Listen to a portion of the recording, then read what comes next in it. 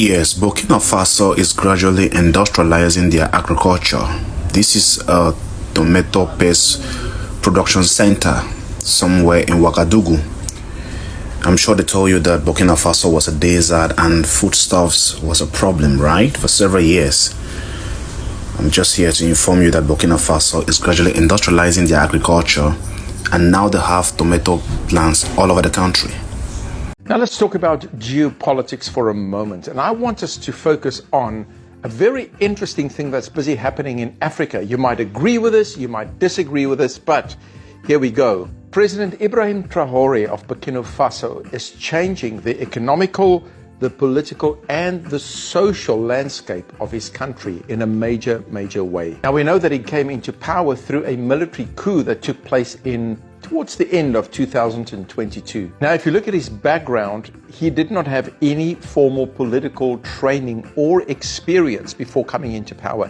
He's a military man, all right? He's part of the military. But what he is doing at this moment in time is sending shock waves throughout the political world. And it seems like at this moment in time, he's becoming the center of Africa's economic transformation. Now, what am I speaking about? His actions are seen to be quite controversial, and therefore there's a lot of people criticizing him at this moment, and there's a lot of people praising him. If you take a closer look at what he has done, especially the last 2 years, let me give you a couple of things that happened in that country.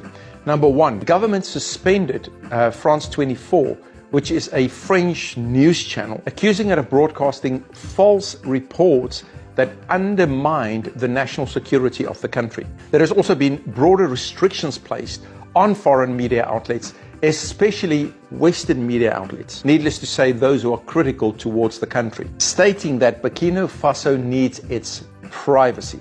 Now, if you look at, for example, the steps that he has taken or is taking at this moment in time to distance himself from former colonial powers, like for example France, that's why they kicked the French military out of the country. They literally came and said, you have to leave, you can't be here any longer. In the last 2 years, he has implemented several significant economic reforms since taking office. For example, he nationalized some of the gold mines, halting the export of unrefined gold to Europe and planning to withdraw certain mining permits from foreign companies.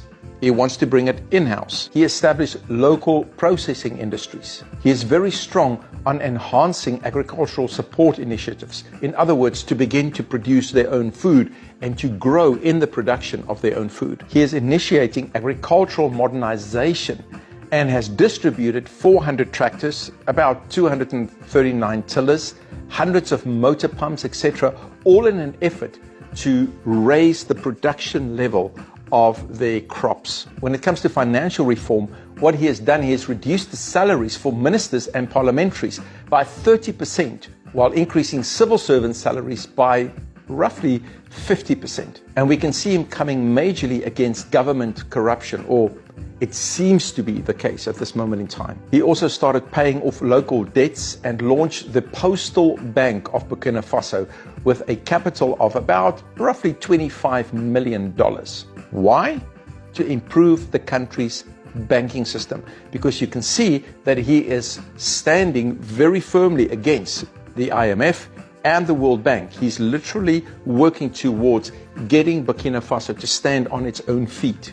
There are significant investments that are being made in the infrastructure sector, including the construction of new roads, the expansion of existing ones, and upgrading gravel roads to tar. They're also busy with a brand new airport, which at this moment in time is under construction. So we can see that President Traoré is focusing on expanding his country's self-reliance and industrial strength. And by doing so, in the process, he is defying the global financial institutions. And it seems to be widening the divide between Africa and the West. Now we know that Africa is one of the richest continents when it comes to natural resources. About 60% of the world's agricultural land is in Africa, yet Africa has remained poor. And there are several contributing factors towards that, all right? But some of it is lack of leadership, lack of skill, corruption in the governments, and an inability to utilize their own resources. So where this is going to go, we have to wait and see. But it does seem like he is rewriting Africa's governance. And can this become the blueprint for African governance in the future? Will other African countries follow his example? How long will this transformation last? And is it really sincere? Or will corruption come into this whole equation? Let's see. Please feel free to share your thoughts and comments, but let's keep the conversation respectful and constructive. Let's focus on meaningful dialogue without insulting or using offensive language against Africa and the West. Let's keep it civilized. Let's comment.